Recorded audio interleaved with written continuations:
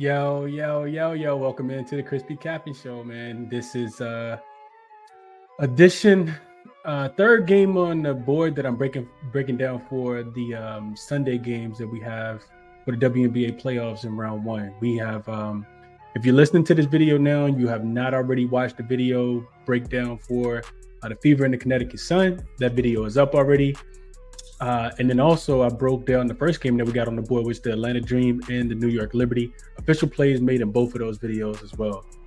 If you're new to the channel, first I want you to hit that like button, subscribe to the channel if you guys have not already, share the show, all that good stuff. But also we finished the season in profit, man. It felt good because it was a little bit of variance in the WNBA throughout the middle of the season. So we finished up a little bit above 2.5 units, and definitely, like I said in the last video, looking to build off of that. In today's video, we'll be breaking down the Mercury and the Phoenix Mercury and the Minnesota Lynx. This line is at 10 on most books, 10.5 some places, and the total has dropped to, I guess you could say it stayed the same. It's about 158.5 on most books. So let's jump into the matchup on the board for today. So looking at the injury report, I think the Mercury will still be without Becca Allen. She hasn't played in quite some time, pretty much since the whole Olympic break.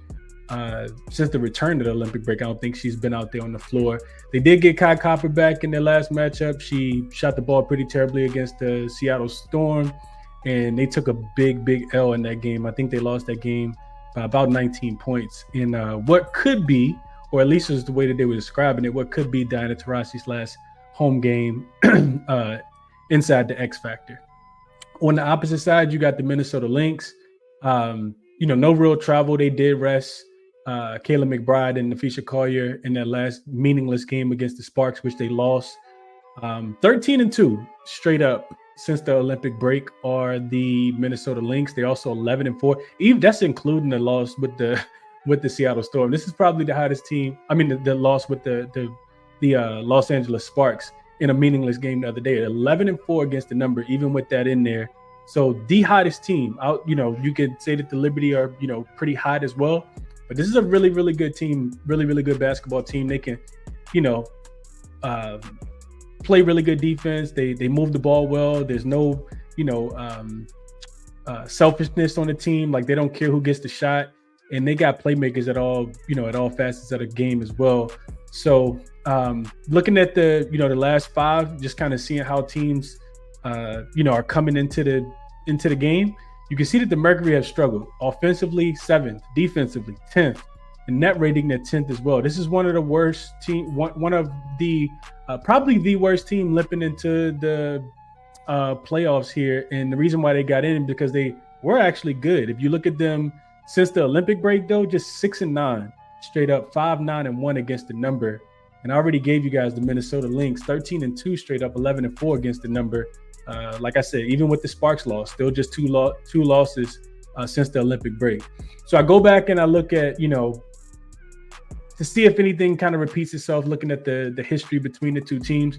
Minnesota has beaten this Phoenix team 8 of the last 10 matchups in the head-to-head. They've covered 8 of the last 10 meetings as well. But none of those were double-digit spreads, which is what you're seeing here.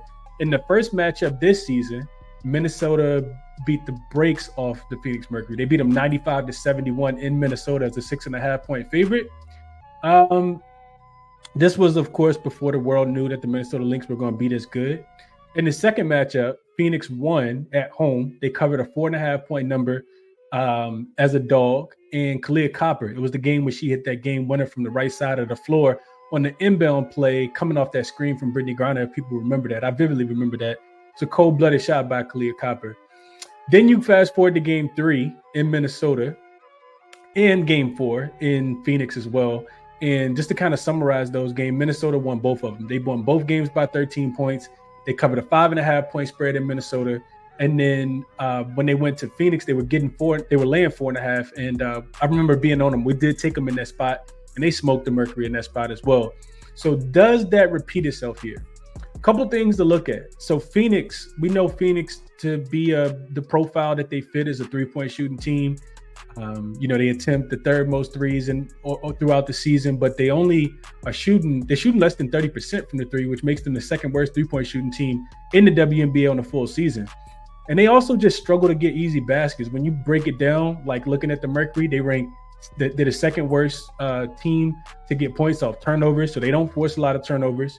They're the third worst team at scoring second chance points because they typically play with Brittany Griner and then everybody else is a guard. And they were a top team as far as pace before the break, but you look at them, since the Olympic break, and they've slowed down a lot. They're actually playing at the fourth slowest pace over the full season. When I look at Minnesota, they're a really good defensive team. Second best rated defensive team on the full season. They defend the three-point line well. They rotate well on defense as well. And they also don't give up a ton of miscellaneous points. They rank number 2 on the season in opponent fast break points.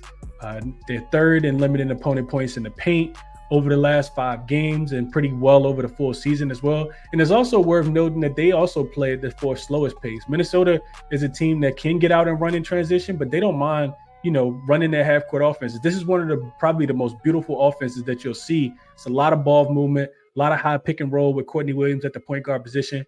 And you also look at the Lynx. This is one thing that really stood out to me. I looked at the Lynx when they were laying 7 points, 7.5 points or more, and they're 6-2 to the under in that spot. If they're laying 7 points or more as a home favorite, staying under by an average of about 8 points per game. If you look at those 8 games, they're only averaging 80 points while they're only giving up 70 points. So that's 150 points. This total being at 158.5. We know that the playoffs it's going to be a much slower grind. Most of the times is what we're going to see. I already told you both of these teams bottom 5 in pace as well. So for those reasons, I think the under is the right play in this game. I don't really want to lay a big number with the Lynx, even though I feel like they should be able to cover. I think I'll put my money on Minnesota's defense if I had to play this game.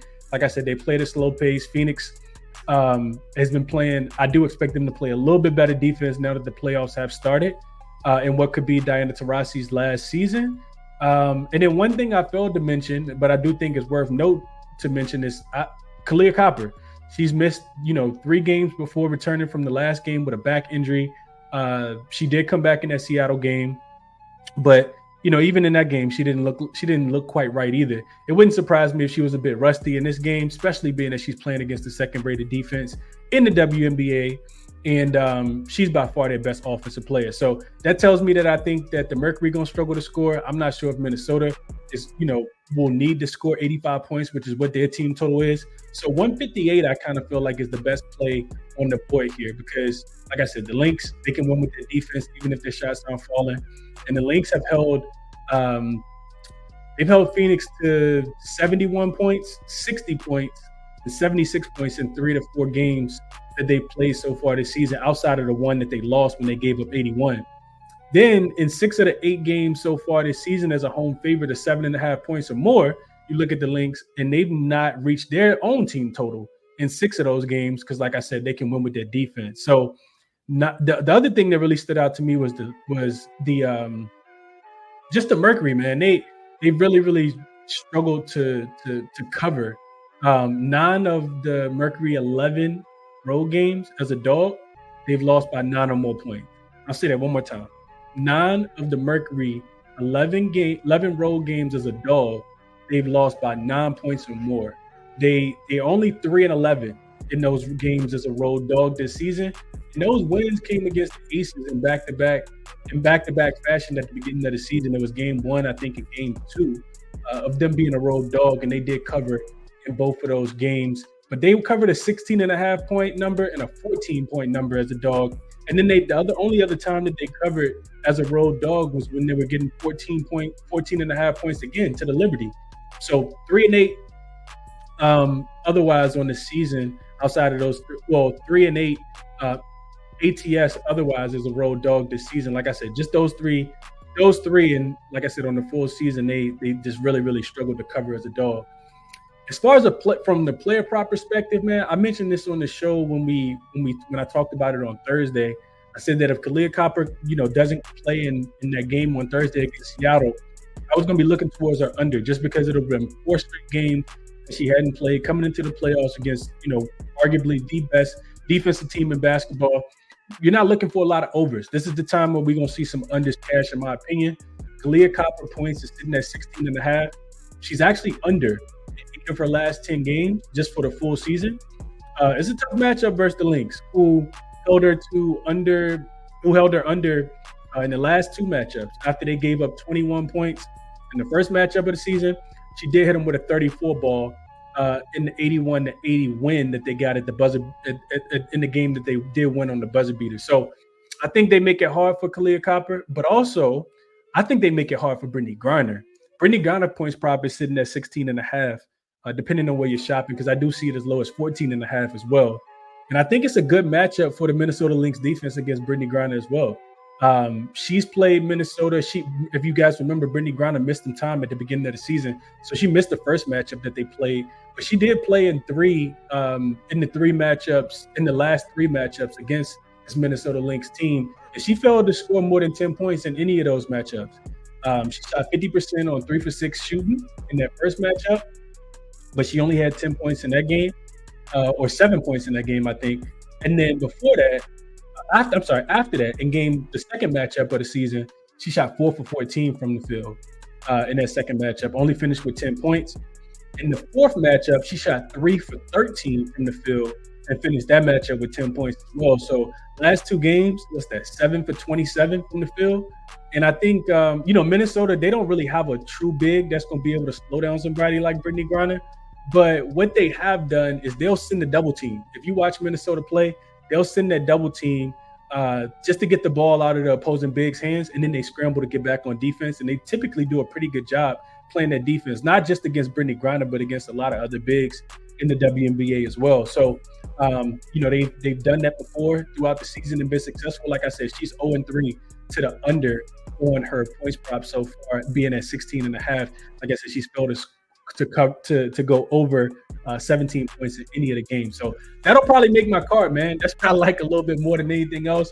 The only thing that scares me off the over in this game is that Phoenix defense is really susceptible to giving up a lot of points if they just kind of put their heads down.